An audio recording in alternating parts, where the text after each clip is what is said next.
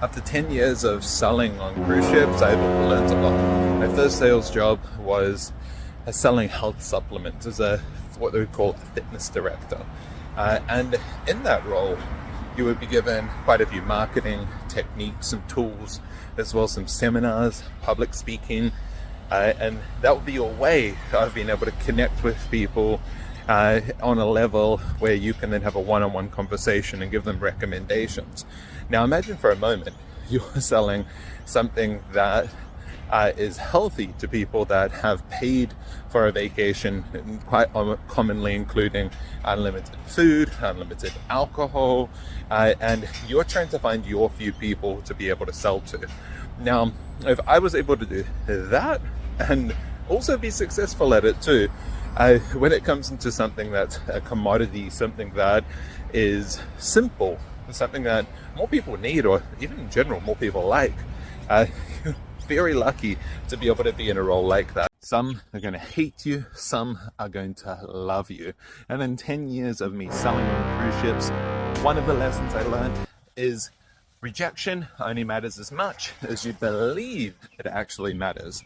And when you're dealing with thousands of people from different demographics on a daily basis, from just people all over the world, that's how it's going to be. And if you let the rejection of your advancement, your opportunity to be able to give them an offer, to be able to possibly sell, then it's going to mess you up. And you're not going to be ready for the next person and the next opportunity after that. So building a very strong backbone comes back down to your self-belief. Do you believe what you're selling truly is worth it? Do you believe what you're selling is worth even more than what you're actually charging?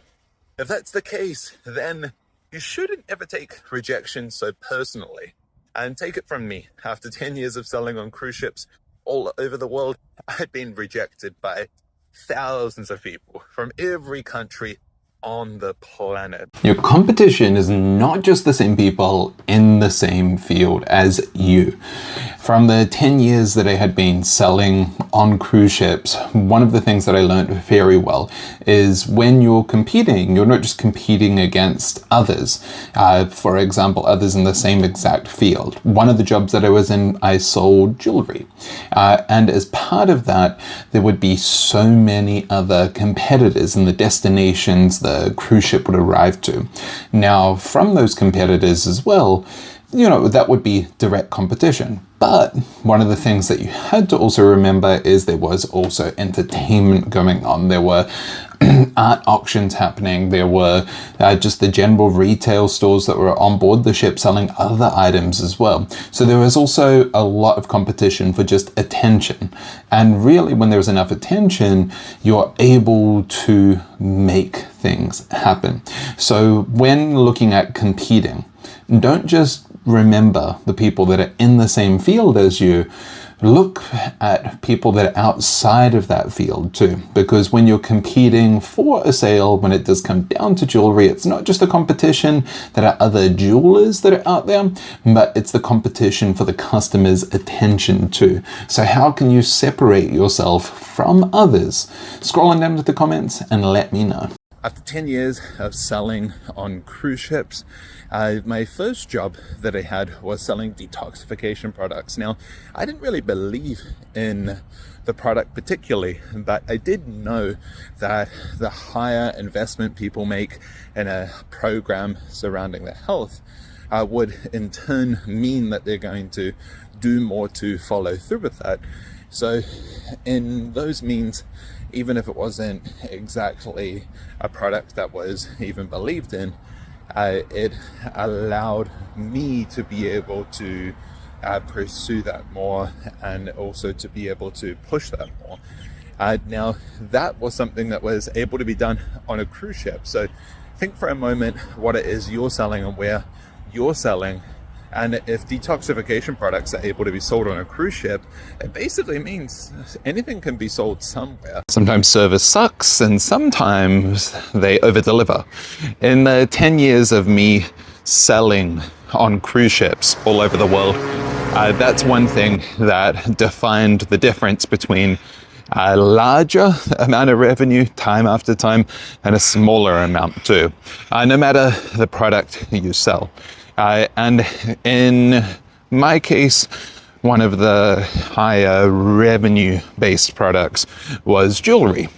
And when selling, being able to not just sell the item, but also advise people on several things they never thought they would find the answer for whilst being there with you, is what allowed that extra kind of layer or level of comfort, giving that kind of unexpected thing. My example might be they would come on in to the store, and also they would end up not just leaving with a piece of jewelry, but learning about how to get a taxi to the next beach, the next port that would be going to. They would then learn what is the best restaurant on board the ship to be able to go to, and what to be able to order when being there as well. Now, thinking of that service element, there are so many ways on a basic level that can be applied to your jewelry.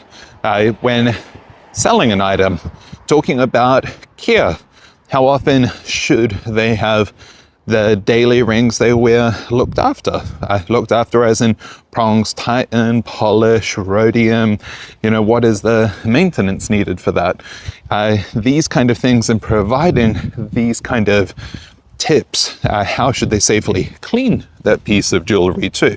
Not just the piece of jewelry you're trying to sell to them, but also the jewelry that they own, that they've mentioned to you, telling them how to look after that. Why an opal should not go in a closed jewelry box. Being able to provide this extra information increases your level of service, and in return, that can end up increasing revenue significantly. Free versus freemium. Now, in the 10 years of me working on cruise ships, selling on cruise ships, I learned a lot. And one of the things we did is we gave away these free complimentary gifts to get people into these shopping and jewelry seminars and jewelry sales and events that we would host. And of course, free brought a lot of free people, but it taught me the idea and concept of freemium. Now, when giving away something for free, you can give it away without any value, passing it to an individual. But when you would pass it to one individual and then engage with that individual in some way, that would kind of add a level to it. Now, it wasn't adding a financial level to it, but it was adding a service level to it, turning free to freemium. And of course, that would also mean other people that were getting the free would notice, why do some people get the freemium? Meaning service on top of free. Now, that was a way of us being able to filter through people that were just free into possible prospects and qualified customers too. Now, when it comes into applying this in a normal situation outside of cruise ships, think for a second how you could be turning that complimentary service that you offer into what would be a freemium. Jewelry cleaning, turning jewelry cleaning into an actual jewelry service with an opportunity to be able to buy. And there's many other ways and many other industries that you could be doing freemium too. Scroll it down to the comments and let me know. After 10 years at sea with crew from 50 different nations, I learned 3 rules that will make any global team win. Rule number 1, always give feedback privately. In many cultures, confrontation is seen to be deeply disrespectful, especially when the confrontation is public. If you need to fix a mistake, pull them aside, save face, and save the team. Rule number 2, learn the language of almost. If a crewmate from a high context culture says, the schedule's almost done, that probably means it hasn't even started. You must ask highly specific and direct questions to get the real status. Now, rule number 3, assume the highest level of commitment. People sacrifice everything, family, home, land, to work on that ship. Their commitment to their job is likely higher than most people in the world. Now, respect the work ethic. You're not just co-workers, you're shipmates too. Now, the biggest secret: everyone wanted the same thing working on a cruise ship, a successful contract. Global teams are the hardest working and by far the most rewarding to work with too. Free is the way to be able to initiate a conversation. In the 10 years of me selling on cruise ships, I've learned it over and over. One, when I was a fitness trainer, we'd be doing these complimentary classes early in the morning. And the goal of it would be to be able to invite them through to another free event that would then lead to the ability to present something. When I moved into selling jewelry, it was the same thing. There were complimentary gifts we'd hand out to be able to initiate a conversation. There would be free events that we would host as well too, which would give the chance to be able to initiate that first conversation. So taking that perspective and think about what you can now do today. Let's say any item you're selling, what is there that you can offer of some kind of free but valuable advice that's going to be able to allow you to open more conversations with more people? I mean, we see it all the time online, whether they just download a free PDF, download this guide, but in person, when you're having that conversation, do you see it? No, I don't, but I think that means that there's many people that are leaving so much out on the table because they're not offering something that is complimentary to be able to start the conversation when it's one-on-one, face-to-face. It can still be done. It doesn't just have to be done on the internet. Who do you work for? I got that question for years. And after 10 years of me selling on cruise ships all over the world, that was when I was in a role called port and shopping expert. Now that meant I was the face of shopping for a cruise ship. I would market, I would sell, mainly jewelry though as well. But it led many guests, many customers to ask me, who do you actually work for? And that's really the proof of the power of positioning. Even though I had target revenue to be able to generate, I was still positioned to be on the customer's side, on the guest side. This allowed me to have so much more persuasive power. So an easy way to be able to do this in your own role is doing things like asking, what's in your jewelry box currently? Oh, this is in your jewelry box? Let me show you how to take care of it. Now, whilst you're gathering information to be able to present the next option to them. Or it could be when it comes to negotiation. You could be saying, oh no, this is like the sale. But, you know, if I was to go and ask my boss, they're going to want to know what you would offer. Now, I'm in the middle as well of creating a series that's going to be showing you how to sell jewelry that you currently own for a profit. And how this really ties in is the positioning, something called A/B testing, taking two different types of photos to be able to then test and see, you know, what photo works the best to be able to get the most money. What copy, what persuasive text is going to work the best to be able to get the most money as well. And that's why always you have to look at the position you're in. Now, how do you currently use positioning to sell more in your role? Now, if you made it this far in the video, I'm going to be working on launching a sales training course for jewelry sales professionals. Store managers, store owners can benefit from this course, but at the start, I'm looking for a group of only 4 people that I can coach one-on-one for very reduced fees so I can work on my methodologies for the course that will be coming out. So there are only 4 spaces. One person had already taken one, so from 5 down to 4. So make sure to comment down below if you're interested in a space and I'll reach out to you. 45 nationalities, 6,000 people, and 7 days. How do you figure out who's got the ability to buy? Now, that used to be my problem for around 10 years when I was selling onboard cruise ships. And when you think of qualification like that, it can be daunting. But these were the things that always made sense. Number one, did the person have proof they had purchased before? Proof in the case of jewelry would be they're wearing something. Proof would be other people that can admit it. They have pictures, those kind of things. So just evidence, hard evidence is always going to be the best qualification, especially across multiple different nationalities. Second to that is then going to be, because of jewelry being such an emotional purchase, also a logical reason why, a reason that makes sense, that you can also understand, and obviously the person you're talking to gets it as well. So these two tools were two tools that I used whilst selling on cruise ships for 10 years that worked and still works now. Now, I also have the first person that is messaged me about one of the items that then I'm selling as part of my series to be able to turn household items into jewelry and then show you how to sell that jewelry for a profit. Because in the years of me selling jewelry, one of the biggest objections I would always get was, Levon, I have so much jewelry that I am not wearing anymore. What can I do with it? So I'm going to show you how to be able to sell it. Now, my first interested one now too for the first item to sell. Learning a script can suck. Presentations can suck. Sales scripts can suck.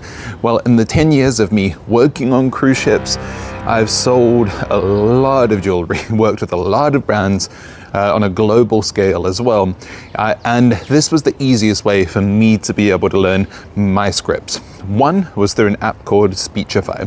Speechify, you would be able to upload a document and it would read out to you as you're reading it, and it would highlight word by word. You could pick different voices as well too when you go for the premium product, so you could have even Mr. Beast or Snoop Dogg read your script back to you. This would allow me to be able to repeat the script several times, and hearing it presented in different ways from different people like that surely made it more memorable. Now, the second way that I have learned is by printing out 2 copies of the script. Copy number 1 and copy number 2 will be the same exact script, but what you're going to do is you're going to read through the script in its entirety. Then what you're going to do is you're going to use a pen, a marker, and you're going to take out 1 word. Then you're going to repeat the script again and take out word number 2. Repeat it again, take out word number 3.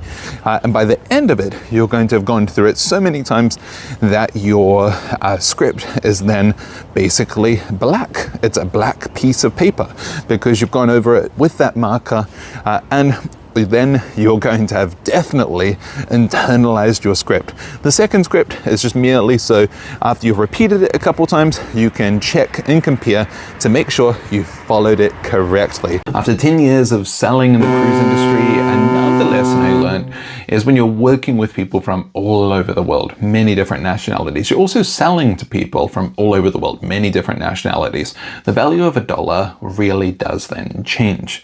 The value of $1 for a person from India compared to Italy, compared to Dubai, compared to Australia, compared to America is all going to be so different.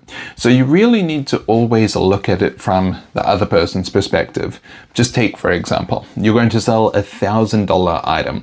Now that $1,000 item to one person could be great, it's like $1,000, but that same $1,000 item to another person could be the equivalent to them of 10 cents, let's say. Or in another person, that $1,000 item might be the equivalent of $30,000 to them.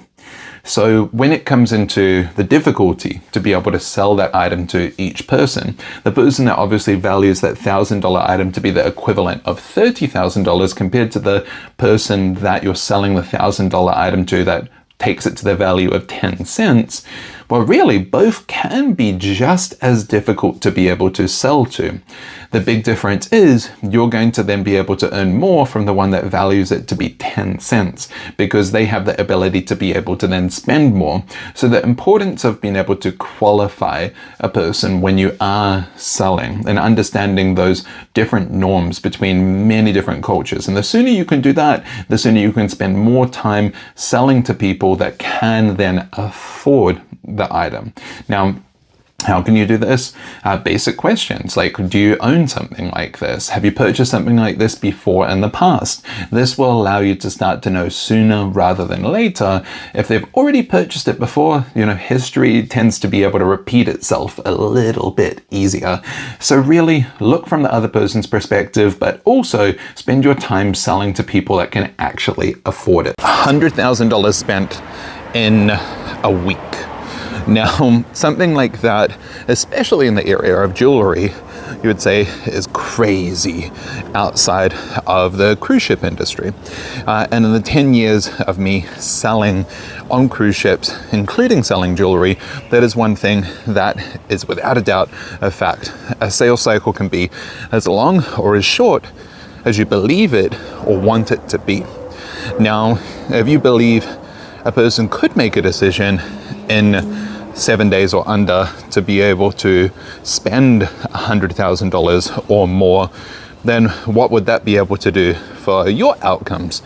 And when looking at how currently, not just jewelry, but in many industries, many higher ticketed items are sold, they're sold with the premise of this is going to take quite some time, and there's no way that we're going to be able to get the person to make a decision sooner than the standard or the average length of time to be able to sell a product like that. So just keep in mind for the next time that you are going into a sales conversation that really it does not have to be as long as you think it might be. And from my time selling in the cruise industry, this has been proven to me time and time again from several different nationalities that I've sold to from all over the world. So shorten your sales cycle. Objections are lies unless it's money or the product. And I can say in 10 years of me selling jewelry on cruise ships all over the world, that this is a fact for every nationality. No matter what, if they're not saying, it's costing too much, or I don't know if I'll wear the ring enough, it means there isn't enough connection for them to be completely honest with you. All of these other things, ask my mum, sister, brother, cousin, I need to think about it, sleep on it, I need to pray for it, I need it to call my name out. If it's still here 10 days later, then I know it's definitely for me. All of these other things are in some way connected back to price or back to product. Now, if you disagree with me, scroll into the comments and let me know. Don't ask what's the reason, give them the reason. In the 10 years of me selling on cruise ships all over the world, one of the things that I learned for sure is you need to be able to give reasons for a person to be able to make a purchase. Instead of asking them, why are you shopping today? You should be shopping, buy it for this reason, buy it for that reason. It might be an anniversary, it might be a birthday, it might be something else. But if you give the reason, it makes it so much easier for a person to latch a hold of something compared to just what they might personally think could be a good idea to shop today. Jewelry is harsh competition, and when there's a lot of competition, how do you separate yourself from others? Well, in the 10 years of me selling on cruise ships, jewelry, there was a lot of competition from on board to the destinations the cruise ships would stop at, and it meant you had to be able to separate yourself and offer something that other competitors could not offer. And of course, there is the area of product. Maybe there's a certain design, certain style that you specialize in, and that can help you stand out. But if there's still eye for eye, something very similar, then the way to be able to separate yourself was, number one, through service. So over-delivering when it came into your ability to be able to do so, teaching something that the competitors were not willing to teach or spend the time doing too. Number two would then also be being able to save them time. Now, when it comes into saving time, comparison shopping takes time too. So by asking sometimes very direct questions, like, is there anything that I could do to be able to save you the hours it might take to go and compare these options that you're telling me about? Now, these are how you can over-deliver in a competitive market and be able to make more sales. If you worked with nearly every culture in the world, how do you think it might change the way you sell? Well, in the 10 years of me selling on cruise ships all over the world, I had the chance to be able to do that. And it was interesting. These cultures from everywhere kind of come in with different perspectives. And in some cases, these different perspectives open your own box, your own imagination to the way a thing could be done, a greeting could be done, an objection could be handled. The ease of asking for a sale is, well, might be slightly different from one culture to another culture. Now, of course, culture isn't the thing determining that, because with culture, still there is time, education, effort, and energy having to be placed behind each person as well. So take away the label of culture, and still there is the education that must have been taken to be able to come to these conclusions in each situation. But of course, when there are so many cultures and diversity being such a big topic now today, I would say not just working with people from different cultures has made a big difference to how I sell, but also it's given me a new respect to make sure that I research other cultures when selling to them as well. So scroll on down to the comments and let me know what cultures you've researched, or maybe what tips you've found out about selling to a certain culture too.